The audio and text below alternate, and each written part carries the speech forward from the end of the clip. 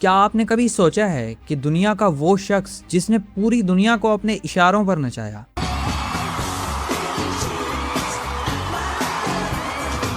جس نے میوزک کی دنیا میں کنگ کا لقب حاصل کیا؟ Who is the biggest pop star of all time? Michael Jackson. The king of pop.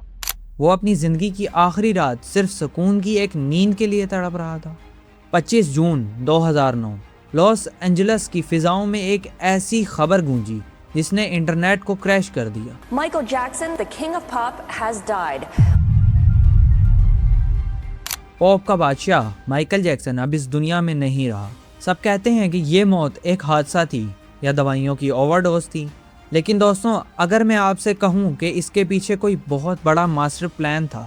Michael Jackson نے خود اپنی بیٹی سے کہا تھا، He said Michael sometimes ended phone conversations with promoters in tears, saying at one point, quote, "They're going to kill me." وہ لوگ کون تھے؟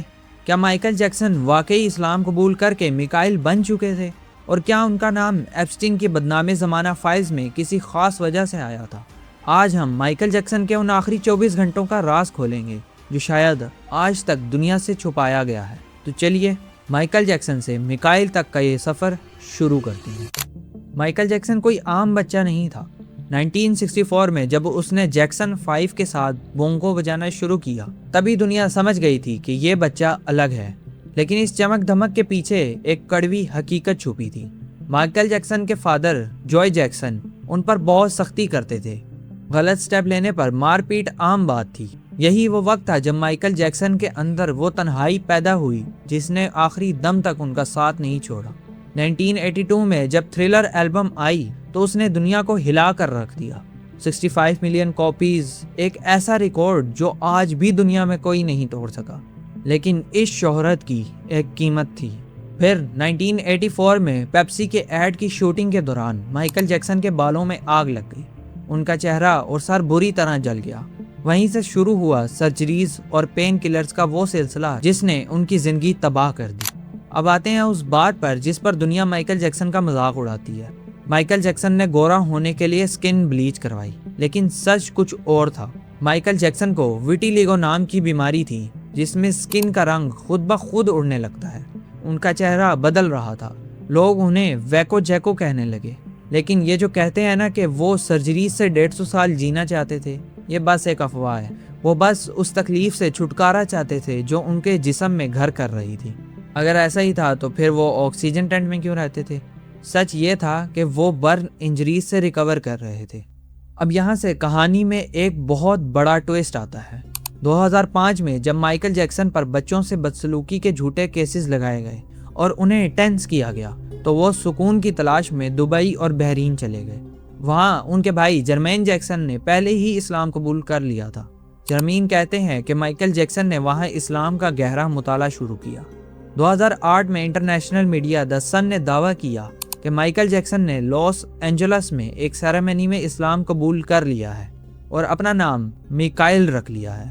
ان کا اکثر انشاءاللہ کہنا I'm coming to see you, inshallah, the 7th of October. اور بحرین میں ایک بڑی مسجد بنوانے کا اعلان، کیا انہیں اس میں وہ سکون مل گیا تھا جو انہیں ہالی ووڈ کی گندگی میں نہیں مل سکا؟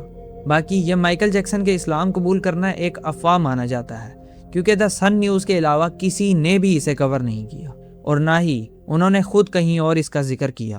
باقی اب ذرا ٹائم لائن دیکھیے۔ 24 جون 2009 مائیکل لندن میں اپنے آخری ڈانس دس از اٹ کی تیاری کر رہے تھے۔ وہ بہت کمزور ہو چکے تھے لیکن ان کا جنون ویسا ہی تھا۔ پھر سٹیپل سینٹر میں انہوں نے آخری بار تھرلر پر ڈانس کیا۔ کسی کو نہیں پتا تھا کہ یہ ان کا آخری ڈانس ہونے والا ہے۔ پھر وہ رات کو گھر لوٹے تو جسم میں شدید تھکن تھی، لیکن پھر بھی انہیں نیند نہیں آ رہی تھی۔ ان کا پرسنل ڈاکٹر کونراڈ موری ان کے ساتھ تھا۔ مائیکل جیکسن بار بار کہہ رہے تھے، پلیز مجھے نیند کی دوا دو ورنہ میں لندن کا شو نہیں کر پاؤں گا۔ صبح 10:40 پر ڈاکٹر موری نے انہیں پروپوفول کا انجیکشن لگایا۔ یہ وہ دوا ہے جو ہاسپٹلز میں سرجریز سے پہلے دی جاتی ہے۔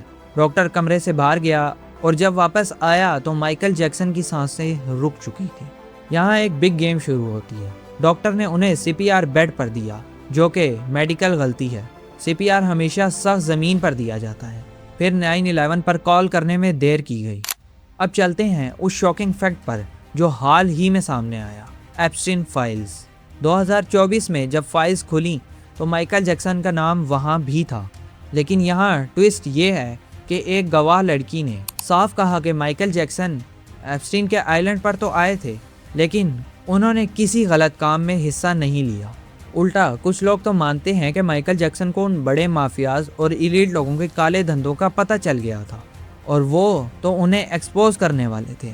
سوچنے والی بات ہے، کیا انہیں اسی لیے راستے سے ہٹایا گیا؟ 2026 میں ان کی بایوپک مائیکل نے ریکارڈز توڑ دیے ہیں، جس میں ان کا بھتیجا جعفر جیکسن ان کا رول کر رہا ہے۔ ویسے مائیکل جیکسن کے ساتھ ہی ان کے راز بھی دفن ہو گئے ہیں۔ یہاں مائیکل جیکسن تو چلے گئے، لیکن دنیا انہیں آج بھی یاد کرتی ہے۔ اللہ حافظ۔